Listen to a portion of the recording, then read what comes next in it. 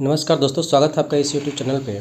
आज की इस वीडियो में हम लोग जानेंगे यहाँ पे ज्योग्राफी के बारे में। ध्यान दीजिए, किसके बारे में हम लोग जानेंगे? ज्योग्राफी। और ये सब वन शॉट होगा और पूरी तरीके से एनसीईआरटी बेस्ड होगा। किस पे होगा? एनसीईआरटी बेस्ड होगा।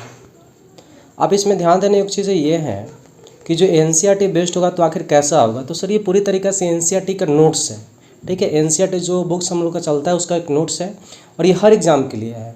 लाइक आज हम बात करते हैं कि यूपीएससी, बीपीएससी, जितना भी आपके पास स्टेट पीएसएस होता है सबके लिए एलिजिबल होता है ये चीज़ें। और इसमें पूरी तरीके से फैक्ट और जो कंसेप्ट चीज़ें हैं सबके बारे में बताया गया है और ये नोट्स भी आप रेडी कर सकते हैं और इसका फॉलो अप कर सकते हैं। तो चलिए बिना देर के हम स्टार्ट करते हैं। चैनल पर नए हैं तो सब्सक्राइब कीजिए, बेल आइकन को दबाइए, दोस्तों के साथ शेयर कीजिए और कमेंट जरूर कीजिए। जो आपको प्रॉब्लम्स हो रहा है उसमें आप कमेंट जरूर करें ताकि उस पर हम फिर से रिव्यू दे सकें, आपको बता सकें क्या है और क्या नहीं है। तो चलिए हम आगे स्टार्ट करते हैं और सबसे पहले आपको बताते चले कि अभी हम क्लास 6 को देख रहे हैं, ठीक है। ध्यान दीजिएगा, क्लास 6 से स्टार्ट करेंगे और क्लास 7 भी आपको देंगे, फिर क्लास 8, क्लास 9, क्लास 10, 11, 12 सब के बारे में आपको बताया जाएगा। तो चलिए हम स्टार्ट करते हैं विदाउट देर किए हुए इसमें। देखिए इसमें सबसे पहले जो हम लोग बातें करेंगे सौर मंडल क्या है। तो सौर मंडल पर हम लोग डिस्कशन करेंगे। क्लास 6 का जो चीज़ें है हमारा आवास, इसमें सौर मंडल पर हम डिस्कशन करेंगे सोलर सिस्टम। तो सौर मंडल में पृथ्वी, तो आपको पता है जो सौर मंडल का जो हेड होता है उसको हम लोग सन बोलते हैं। सौर मंडल का हेड है उसको क्या बोलते हैं? सन। और इसमें चीज़ें आप जो देख पा रहे हैं कि ये क्या है कि सौर मंडल में पृथ्वी, तो पूरी तरीके से स्पेशलाइज किया गया है पृथ्वी के बारे में। तो हम लोग पढ़ेंगे कि इसमें चीज़ें होती क्या और क्या क्या कवर अप करना पड़ता है। इन चीज़ों को थोड़ा सा हम ध्यान देंगे और ध्यान दीजिए बातों को।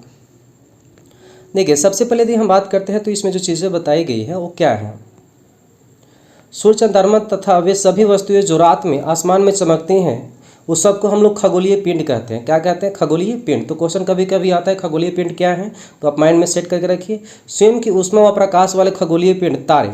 अब यहाँ पर सबसे इंपॉर्टेंट चीज़ निकल के आ रहा है कि आखिर तारा क्या होता है। What is star? स्टार क्या है? तो जिसके पास खुद का एक लाइट होता है उसको हम लोग तारा बोलते हैं और जिसके पास लाइट नहीं है उसको हम लोग तारा नहीं बोलते बल्कि खगोलीय पिंड के नाम से जानते हैं।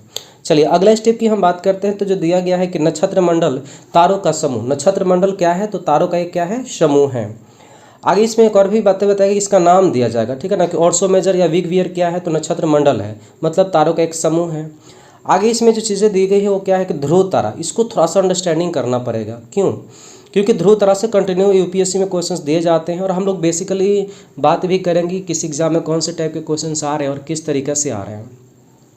देखिए ध्रुव तारा क्या होता है, जिसको हम लोग पोलर स्टार भी कहते हैं। सर उत्तरी दिशा अस्थाई सप्तर्षि की सहायता से ध्रुव तारे की स्थिति ज्ञात कर सकते हैं। तो कभी कभी क्वेश्चंस इस तरीके से देता है। चलिए एक क्वेश्चन देखते हैं कि यूपीएससी में जो क्वेश्चंस पूछे गए हैं वो क्या क्वेश्चंस था। 2012 में पूछा गया था। ध्यान दीजिएगा बातों को। देखिए क्वेश्चंस को हम पढ़ते हैं, ध्यान दीजिए। यूपीएससी प्री में पूछा गया था। एक व्यक्ति काली अंधेरी रात में रेगिस्तान में अकेले खड़ा था। उसे अपने गांव जाना था जो वहां से पूरब में 5 किलोमीटर की दूरी पर था। उसके पास दिशा ज्ञान के लिए कोई यंत्र नहीं था, मतलब कि उसके पास कोई डायरेक्शन के लिए कोई कंपास वगैरह इस तरीके से नहीं था। पर उसने ध्रुव तारे की पहचान लिया। अब उसको गाँव पहुँचने के लिए निम्न में से कौन सा रास्ता अपनाना अधिकतम सुविधाजनक होगा। तो देखिए इसमें जो आंसर दिया गया, ध्रुव तारे को अपनी बाईं ओर रखकर। क्यों ऐसा किया जा सकता है आप कमेंट बॉक्स में ज़रूर बताइए और उसका रिव्यू मैं आपको फिर बताऊंगा कि ऐसे क्यों हो रहा है, ठीक है। चलिए आगे हम बात करते हैं, ध्यान दीजिए। ग्रह खगोलीय पिंड जिसमें स्वयं की ऊष्मा व प्रकाश नहीं होता है। ग्रह किसको कहते हैं? जिसमें स्वयं का ऊष्मा और प्रकाश नहीं होगा उसको हम लोग क्या कहेंगे? ग्रह कहेंगे। ध्यान दीजिएगा इन चीज़ों को और नेक्स्ट पॉइंट को समझिए। नेक्स्ट की बातें करते हैं सर। तो आपके पास क्या है? सूर्य है और सूर्य से क्रम के अकॉर्डिंग टू इसमें सजाया गया चीज़ें हैं, उसको हम लोग देखते हैं। ध्यान दीजिए सबसे पहले क्या आपके पास सूर्य है। सूर्य के आफ्टर उसके बाद में जो चीज़ें हैं वो कौन है? बुध है। और बुध के बाद कौन है? शुक्र, पृथ्वी, मंगल। उसके बाद में बीच में क्या है आपके पास? क्षुद्र पट्टी बताया गया है, बृहस्पति, शनि, यूरेनस और क्या है आपके पास? नेपच्यून। अब देखिए इसमें किसको हम लोग आंतरिक ग्रह कहते हैं और किसको बाह्य ग्रह कहते हैं। तो शुरुआती का जो 4 है, ध्यान दीजिएगा, क्षुद्र पट्टी के पहले वाला जो भी ग्रह होगा उसको हम लोग क्या कहते हैं? आंतरिक ग्रह के नाम से जानते हैं। बुध, शुक्र, पृथ्वी और मंगल। बुध, शुक्र, पृथ्वी और मंगल को हम लोग आंतरिक ग्रह कहते हैं और उसके बाद कुछ चीज़ें हैं उसको हम लोग बाह्य ग्रह कहते हैं। एक चीज़ और बताइए इसमें क्या है कि बाह्य ग्रह गैसीय व तरल आकार में बड़े। गैसीय व तरल होगा लेकिन आकार में क्या होगा? बड़ा होगा। अगला जो हम बात करते हैं, ध्यान दीजिए, इसमें जो चीज़ें बताई गई हैं कि जो ग्रह सूर्य से जितना निकट होगा वह सूर्य के चारों ओर परिक्रमा कम समय में करेगा तथा दूरी के अनुसार परिक्रमा का समय भी बढ़ता जाएगा। इसका मतलब कि सबसे निकट जो है वो कौन है आपके पास? बुध है, मरकरी। इसका मतलब सूर्य का सबसे कम समय में चक्कर कौन लगाएगा? बुध करेगा, जिसको मरकरी बोलेंगे। सबसे ज़्यादा समय कौन लेगा? नेपच्यून लेगा। कौन लेगा? नेपच्यून। क्वेश्चंस भी इस तरीके से आगे पूछे जाते हैं, ध्यान दीजिएगा। और इस चीज़ को यहाँ पर बताया गया है, उदाहरण के लिए बुध सर्वाधिक कम समय और नेपच्यून सबसे ज़्यादा। बुध कितना समय लेगा? तो 88 दिन लेगा टाइम, और नेपच्यून आपके पास 164 साल। सर्वाधिक उपग्रह जिसको हम लोग चंद्रमा भी बोलते हैं, और चंद्रमा क्यों कहते हैं इसको ध्यान दीजिए। चंद्रमा हम इन चीज़ों को इसलिए मेंशन करते हैं क्योंकि पृथ्वी का एकमात्र उपग्रह कौन है? चंद्रमा है, और ये उपग्रह है चंद्रमा। और यही वजह है कि हम लोग बोलते हैं कि जितने भी उपग्रह हैं सबको चंद्रमा के रूप में ही एक उपनाम समझ सकते हैं कि बोलते हैं। शनि के पास कितना है? 82 है, और बृहस्पति के पास कितना है? 79 है। तो सबसे ज़्यादा शनि के पास है, और उसके बाद हम बात करेंगे सबसे कम किसके पास है। तो कुछ ऐसे जिसकी पृथ्वी के पास एक ही है, और फोबोस और डिमोस मंगल के पास है, फोबोस और डिमोस। और उसके बाद बुध और शुक्र के पास कोई उपग्रह नहीं है, ध्यान दीजिएगा, बुध और शुक्र। बुध और शुक्र के पास कोई उपग्रह नहीं है, ठीक है, ये बहुत इंपॉर्टेंट है। और मंगल के पास 2 है। मंगल के पास कितने हैं? 2 उपग्रह हैं। देखिए अब आगे इसमें क्या बातें बताई गई। एक ज्योग्राफी के बारे में बताया गया है कि ये कैसे क्रिएट हुआ है और वर्ड का मतलब क्या है। इसमें एक क्वेश्चन और दिए जाते हैं कि खगोल शास्त्री कौन थे? तो आर्यभट्ट को खगोल शास्त्री कहा जाता है।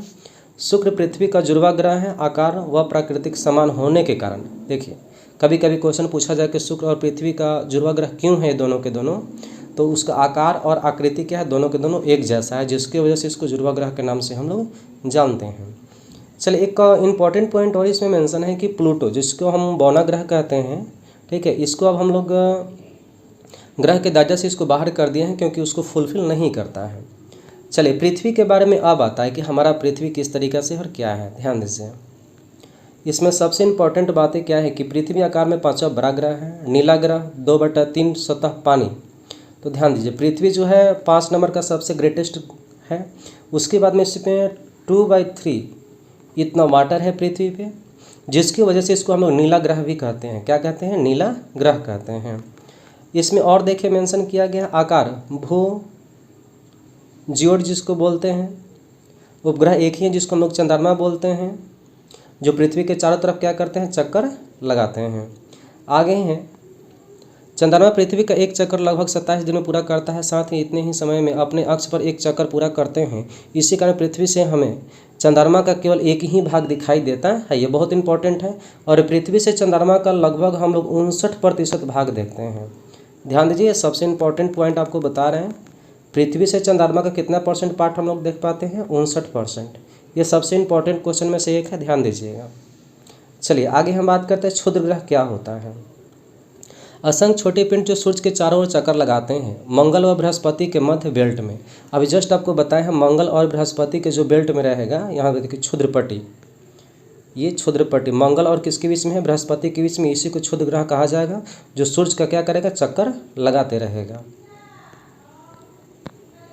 देखिए आगे मेंस, आगे हम बात करते हैं उल्का पिंड। ये उल्का सबसे इंपॉर्टेंट पॉइंट है, इसको समझते हैं। उल्का पिंड क्या होता है? पत्थरों के छोटे छोटे टुकड़े सूर्य के चारों ओर चक्कर पृथ्वी के वायुमंडल में घर्षण के कारण चमकदार प्रकाश, जैसे कि आकाश में अचानक आपको दिखता हो कि चमकता और फिर खत्म हो जाता है, उस सब का सब क्या? उल्का पिंड। उल्का पिंड को यदि हम देखें तो 2 पार्ट में आप डिवाइड कर सकते हैं। एक ऐसे पार्ट होता है कि आसमान में आएगा, तो जब ये मध्य मंडल में आता है, हमारे एटमॉस्फेयर के मध्य मंडल में जब आएगा, तो ये क्या हो जाता है कि पूरी तरह से घर्षण के कारण ये जल जाता है। लेकिन कुछ ऐसा जो हमारे पृथ्वी पर गिरता है तो क्या करता है? वहाँ पर पोखरपूर्ण की तरह क्रिएट कर देता है, जिसको लेकर के लोग बहुत सारे चीज़ें बोलते हैं कि इस प्रकार से बना हुआ है या प्राकृतिक है, इस तरीके से लोग बोलते हैं। तो चलिए आगे हम बात करते हैं आकाश गंगा को समझिए, बहुत इंपॉर्टेंट पॉइंट आपका है। लाखों तारों का समूह होता है जिसको हम लोग आकाश गंगा कहते हैं, जिसको हम लोग मिल्की वे के नाम से भी जानते हैं, ठीक है। क्या कहते हैं? मिल्की वे कहते हैं। लाखों आकाश गंगाएं मिलकर के ही क्या बनाता है? ब्रह्मांड बनाता है। जो फैक्ट है, जो आपके बुक्स में फैक्ट दिए गए हैं, उस बुक्स को हमें बातों को इसमें मेंशन किया गया है, ध्यान दीजिएगा। देखिए इसमें एक फिगर दिया गया है, पृथ्वी है, उसके बाद सौरमंडल है, सौरमंडल के बाद आकाशगंगा है, और आकाशगंगा को मिलाएंगे तो क्या बनेगा, ब्रह्मांड। मतलब कि सबसे बड़ा जो चीज़ है वो ब्रह्मांड है और सबसे छोटा जो है पृथ्वी है। नेक्स्ट पॉइंट को देखिए क्या है। धूमकेतु, जिसको हम लोग पुच्छल तारा कहते हैं, छोटा पिंड चट्टानों, धुलकनों, हिम व गैसों का बना होता है। ये कुपर बेल्ट नेपच्यून से बाहरी क्षेत्र में है। सूर्य के पास से गुजरने पर बाहरी परत पिघलकर गैस में बदल जाती हैं। इससे कुछ क्वेश्चंस दिए गए हैं, आप इसको पॉज करके देख लेंगे। इसका आंसर भी आपका बी है, ठीक है। ये यूपीएससी बेसिस ही क्वेश्चंस दिए गए हैं पूरी तरीक़ा से। पार्ट 1 कंप्लीट हो चुका है आपके पास। अब ये जो आएगा 6 क्लास का पार्ट 2 आएगा, ठीक है। ध्यान दीजिए, लेसन 2 है, ग्लोब, अक्षांश एवं देशांतर। अक्षांश और देशांतर बहुत ऐसे बच्चों को बहुत प्रॉब्लम्स क्रिएट करता है और इसको हम लोग समझेंगे। ग्लोब, उसके बाद में लैटिट्यूड और क्या है, लॉन्गिट्यूड। इन चीज़ों को हम अंडरस्टैंड करते हैं। ध्यान दीजिए, सबसे पहले हम बात करते हैं कि इसमें जो चीज़ें मेंशन है कि अक्ष, एक्सिस जिसको बोलते हैं, पृथ्वी जिस काल्पनिक रेखा पर घूर्णन करती हैं उसको हम लोग अक्ष कहते हैं। पृथ्वी जिस काल्पनिक रेखा पे, इमेजिनरी लाइन पे वो घूर्णन करते हैं उसको हम लोग क्या बोलते हैं, अक्ष कहते हैं। फिर दिया गया है कि पृथ्वी का जो झुकाव है वो कितना है आपके पास, 23.5 डिग्री है। कितना है, 23.5 डिग्री झुका हुआ है। एक और है कि कक्षीय समतल जो दिया है 66.5 डिग्री झुका हुआ है, ठीक है। चलिए नेक्स्ट पॉइंट को समझते हैं। फिर इसमें मेंशन किया गया है कि विषुवत रेखा वह काल्पनिक रेखा जो पृथ्वी को 2 बराबर भागों में बांटती है। तो चलिए इसको थोड़ा सा हम और डिटेल करते हैं, आप समझने का कोशिश करेंगे। देखिए, आप सपोज कीजिए कि ये आपके पास क्या है, पृथ्वी है। क्या ऐसा, पृथ्वी। इसको यदि हम 2 पार्ट में ऐसे डिवाइड करते हैं तो इसको हम लोग क्या बोलते हैं, विषुवत रेखा, जिसको हम इक्वेटर के नाम से जानते हैं। उसके ऊपर एक पार्ट होगा और एक नीचा पार्ट होगा। तो जो ऊपर वाला पार्ट होता है इसको हम लोग बोलते हैं, ध्यान दीजिएगा, कर्क रेखा। क्या कहते हैं, कर्क रेखा। और एक नीचा आएगा उसको हम लोग बोलेंगे मकर रेखा। क्या कहेंगे, मकर रेखा। तो जो बीच वाला होता है वो 0 डिग्री होता है। उसके ऊपर जाएंगे तो 23.5 डिग्री ये नॉर्थ होता है, और नीचा जब आएंगे तो 23.5 डिग्री साउथ आएगा। तो जो इक्वेटर होता है पृथ्वी को 2 पार्ट में डिवाइड करता है, और जब 2 पार्ट में डिवाइड करता है इसको, ध्यान दीजिएगा, कितने पार्ट में, जब 2 पार्ट में डिवाइड करें तो जो ऊपर वाला पार्ट होता है इसको हम लोग बोलते हैं नॉर्थ हेमीस्फीयर, मतलब उत्तरी ध्रुव। और नीचे वाला जो आ जाएगा इसको हम लोग क्या बोलेंगे, दक्षिणी ध्रुव। तो एक उत्तरी गोलार्ध हो गया और एक दक्षिणी गोलार्ध हो गया। तो उत्तरी गोलार्ध में जो होगा उत्तरी ध्रुव, और दक्षिणी गोलार्ध में जो होगा वो क्या होगा, दक्षिणी ध्रुव होगा। तो चलिए इसके आगे हम डिटेल्स करते हैं, थोड़ा सा और ध्यान दीजिएगा बातों को। ये आपके पास पृथ्वी है। इसमें अभी हमने जस्ट जो चीज़ें बताया गया, तो अब देखिए यहाँ पर जो होता है, यहाँ पर नॉर्थ पोल होता है और यहाँ पर क्या होगा, साउथ पोल होगा। बीच में आपके पास इक्वेटर। तो ये जो आप लाइन देख पा रहे हैं इसको हम लोग बोलते हैं अक्षांश। क्या बोलते हैं, अक्षांश बोलते हैं, ठीक है। मतलब ये हुआ कि लेफ्ट टू राइट या राइट टू लेफ्ट जो जा रहा है उसको अक्षांश बोलते हैं। सबसे बड़ा जो अक्षांशीय रेखा होता है उसको हम लोग इक्वेटर बोलते हैं, जिसको विषुवत रेखा बोलते हैं, ठीक है। और उसके बाद हम बात करते हैं कि जो एक नॉर्थ टू साउथ आएगा, ध्यान दीजिएगा इसमें, नॉर्थ टू साउथ ऐसे। और ये जो ऊपर से नीचे आ रहा है इसको हम लोग देशांतर रेखा कहते हैं। क्या कहते हैं, देशांतर रेखा बोलते हैं, जिसको लॉन्गिट्यूड बोलते हैं, देशांतर। और इसी से हमें टाइम जोन का पता चलता है। किसका पता चलता है, टाइम जोन का। तो चलिए स्टार्ट करते हैं, और इसका जो हम लॉन्ग वीडियो लाएंगे जो हायर क्लास के लिए 9th क्लास में आपको मिलेगा, तो उसमें और डिटेल्स करेंगे इसका। देखिए इसमें और क्या बातें बताया गया चीज़ें हैं। तो विषुवत रेखा जो 2 भागों में बांटेगा, अक्षांश जो लेफ्ट से राइट जाता है इसको बता रहा है आपको, ब्रिज से ध्रुव तक की स्थिति। पृथ्वी के ताप कटिबंध की बात करेंगे। इसमें जो चीज़ें हैं देखिए, चलिए इसके आगे हम बात करते हैं पृथ्वी के ताप कटिबंध। तो ये जो ताप कटिबंध चीज़ें होता है इसको थोड़ा सा हम फोकस करते हैं कि आखिर ये होता क्या है ताप कटिबंध। तो सबसे पहले आपको बताते चले कि आप यहाँ देख पा रहे हैं कि ये पृथ्वी हो गया, ठीक है। और इसको हमने 2 पार्ट में डिवाइड कर दिया, मतलब ये क्या हो गया आपके पास, उत्तरी गोलार्ध हो गया, और ये क्या हो गया, दक्षिणी गोलार्ध हो गया। अब यहाँ थोड़ा सा चीज़ को आप समझिएगा।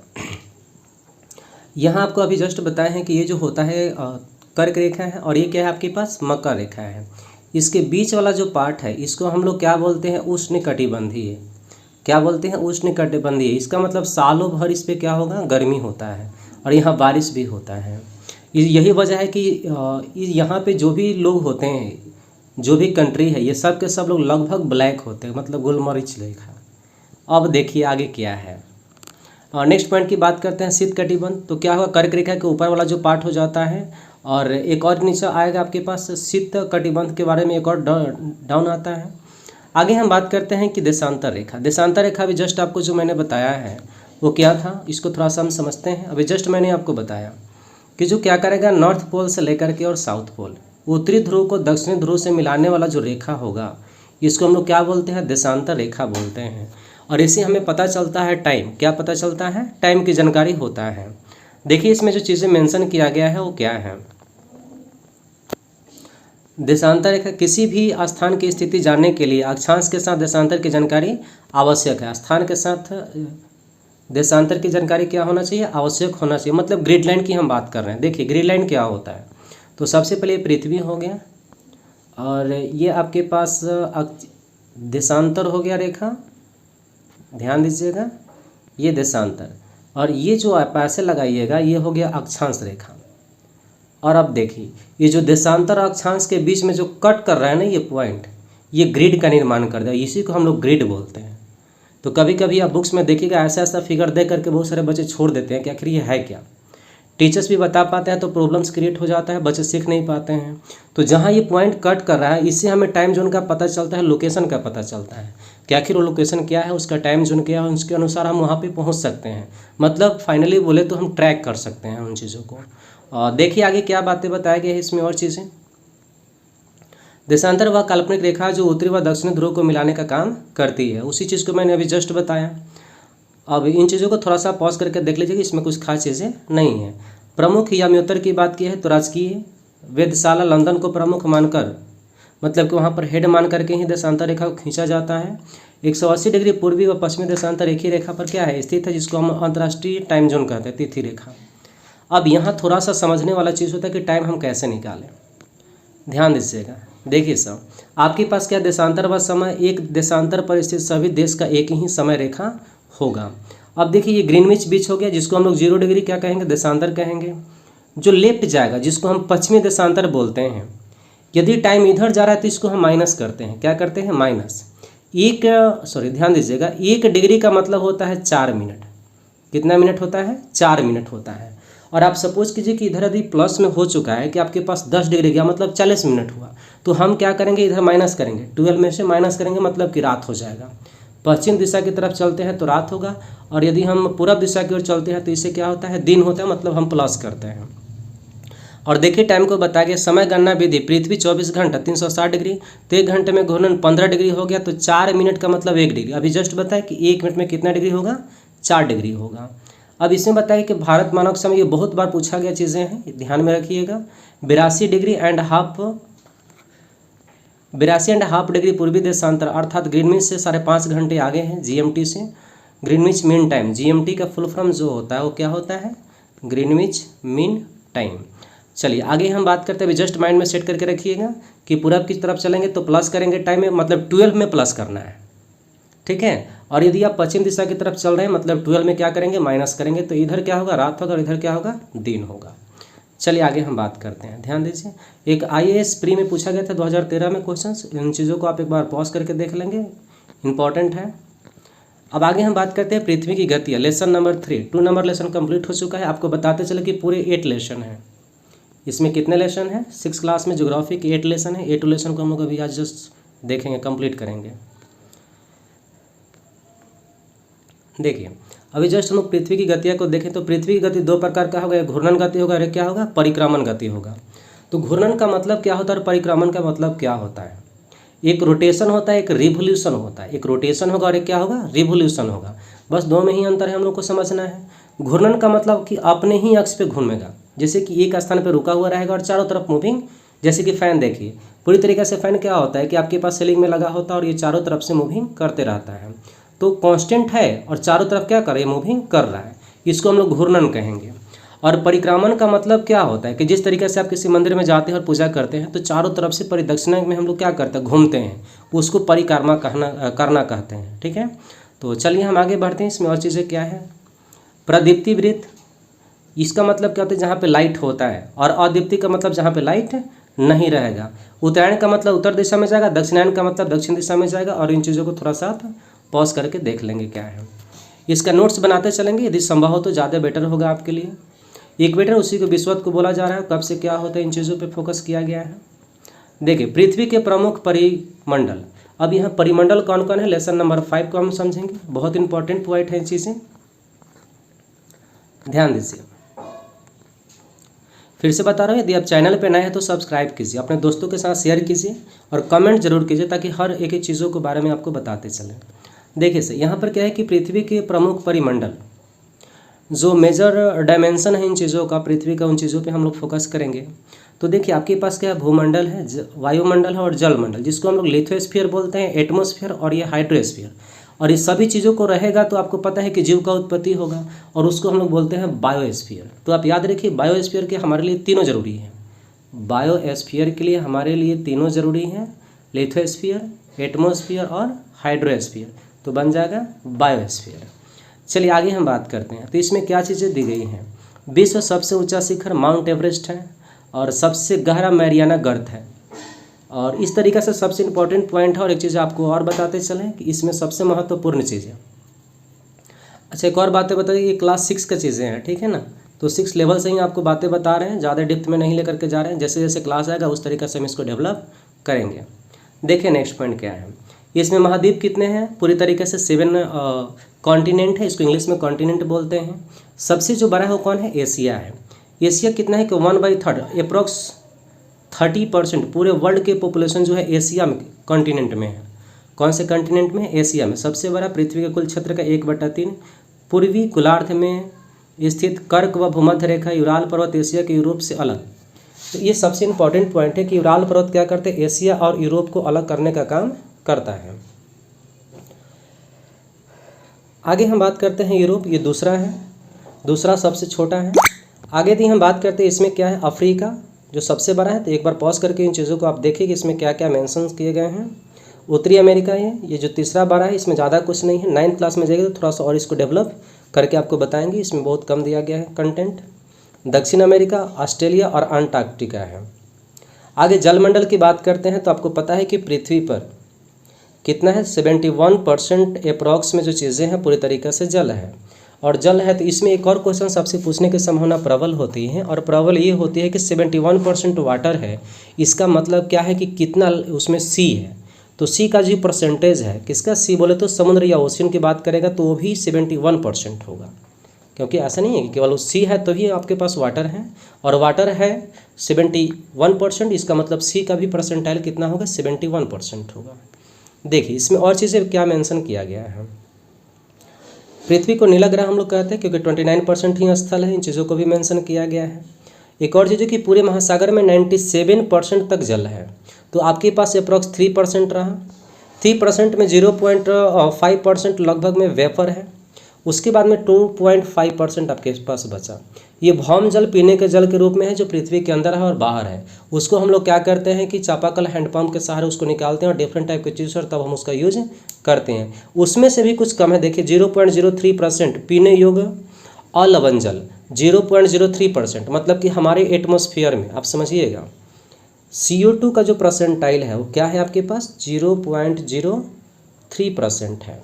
और वैसे ही दिया जा रहा है कि ये जो पीने योग्य है वो कितना है, 0.03% अलवणीय, मतलब कि बिना नमकीन का पानी है, मीठा पानी जिसको बोलते हैं।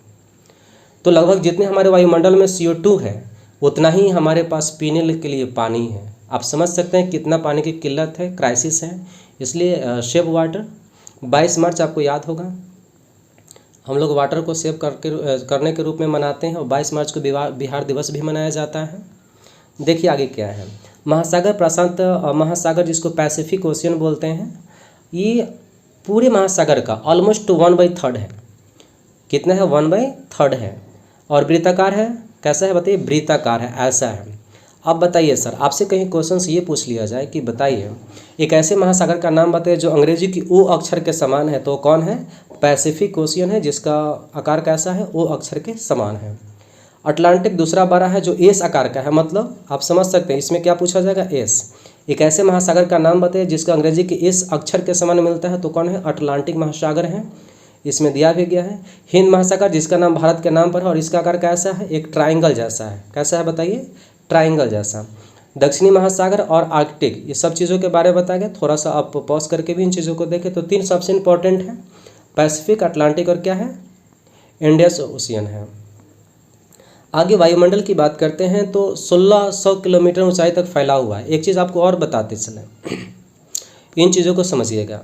यदि आप एटमॉस्फेयर में जाते हैं तो 1600 किलोमीटर तक ऊंचाई तक क्या है आपके पास, वायुमंडल है, मतलब कि बायोस्फीयर रह सकता है। 1600 किलोमीटर जीवित रह सकता है कोई जीव। ये एटमॉस्फेयर ऊपर की बात करते हैं, लैंड से ऊपर, पृथ्वी से ऊपर की बात। यदि हम ज़मीन के अंदर जाए, पानी के अंदर, तो कितने तक, तो आप याद रखिए अप्रॉक्स 6 से लेकर के 10 किलोमीटर तक आप जाइएगा नीचा, इतने दूर तक ही आपके जीवित रह सकता है कोई जीव। उसके नीचे जाइएगा तो जीवित नहीं रहता है। इन चीज़ों को माइंड में सेट करके रखना है। देखिए आगे और चीज़ें क्या बताया गया है। एटमॉस्फेयर के 5 लेयर बताए गए हैं, क्षोभ मंडल, समताप मंडल, मध्य मंडल, आयन मंडल और बहिर्मंडल। सबसे पहले क्षोभ मंडल है, जो हर एक्टिविटी वर्षा से लेकर के एवरीथिंग जो होता है क्षोभ मंडल में। फिर आपके पास समताप मंडल में, जिसमें हवाई जहाज उड़ती हैं। मध्य मंडल, आयन मंडल में, जिसको रेडियो तरंग वगैरह सब जाके टकराता है। बहिर्मंडल है जो सबसे बाहर, जिसमें टेलीविज़न वगैरह सबके उपग्रह सेटेलाइट होते हैं। ऊंचाई के हिसाब से घनत्व तापमान में कमी आती है। और आपको बताते चले कि इसमें जो चीज़ें होता है, 165 सेंटीमीटर यदि आप ऊपर जाते हैं तो 1 डिग्री सेल्सियस टेम्परेचर जो है कम होता है, लेस होता है। क्या होता है, लेस होता है। 165 मीटर ऊपर जाइएगा, 165 मीटर ऊपर जाएंगे तो 1 डिग्री सेल्सियस टेम्परेचर लेस करता है। इसको माइंड में सेट करके रखना है।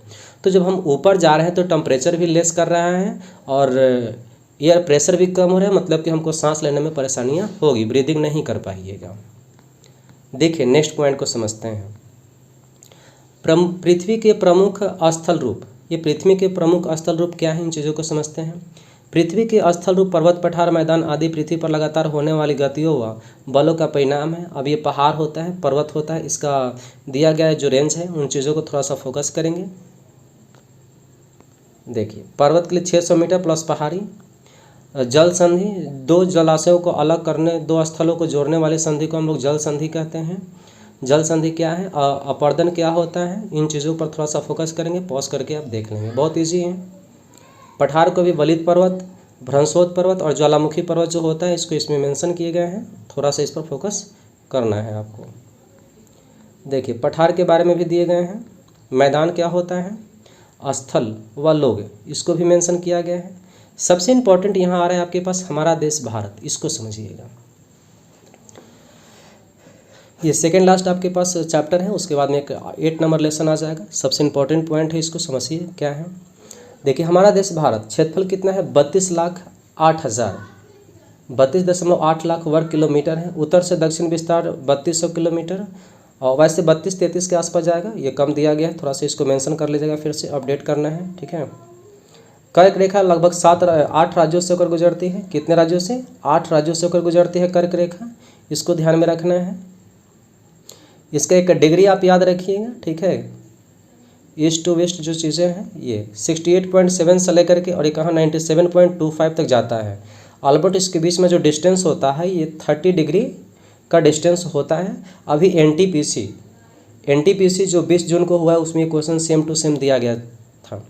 उसके बाद यदि हम बात करते हैं तो ये अक्षांशीय विस्तार यदि हम देखते हैं तो इसका भी ऑलमोस्ट जो चीज़ें होता है कि 37 डिग्री से लेकर के 68 डिग्री 7 तक होता है।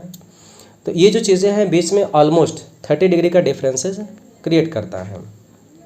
नेक्स्ट पॉइंट को समझते हैं, भारत का भौतिक विभाजन ये किस तरीके से हुआ है। तो एक बार आप इन चीज़ों को पॉज करके देखें। भारतीय जलवायु वनस्पति तथा वन्य प्राणी, जिसको फ्लोरा एंड फौना के नाम से जानते हैं। क्या है, फ्लोरा एंड फौना। तो फ्लोरा एंड फौना का मतलब वन्य और वनस्पति की बात करते हैं। तो इसमें जलवायु की सबसे पहले बात करते हैं। जलवायु किसी स्थान पर अनेक वर्षों में मापी गई वर्षों की औसत दशा, इसको हम लोग जलवायु कहते हैं। मतलब कि लगभग 30 वर्षों तक सेम टू सेम रहा है कि आपके 4 सीजन कंटिन्यू रिपोर्टेशन कर रहा है, वो सिचुएशन को हम लोग क्या बोलते हैं, जलवायु कहते हैं, ठीक है। और उसी से आगे भारत की जलवायु मानसूनी है। क्या है, मानसूनी है, इन चीज़ों को मेंशन करना है। अत्यधिक वर्षा चेरापूंजी में होता है, इसको भी मेंशन किया गया है। प्राकृतिक वनस्पति जो मानव की सहायता के बिना उपजते हैं उसको प्राकृतिक कहेंगे। मानव निर्मित जिसमें आप मनुष्य हस्तक्षेप करता है, उन चीज़ों को मेंशन करता है। उष्णकटिबंधीय पतझड़ वन, थोड़ा सा आप देखें, कंटीले झाड़ियाँ, मैंग्रोव, दुनिया का सबसे बड़ा जो मैंग्रोव है वो क्या है कि गंगा और ब्रह्मपुत्र, ध्यान में रखिएगा, गंगा प्लस ब्रह्मपुत्र नदी से क्रिएट है, जो पश्चिम बंगाल में है, विश्व का सबसे बड़ा डेल्टा। ये सबसे इंपॉर्टेंट पॉइंट आपके लिए होता है मैंग्रोव।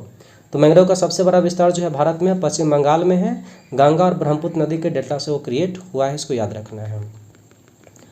उसके बाद जो चीज़ें हैं उसको समझते हैं, ध्यान दीजिए।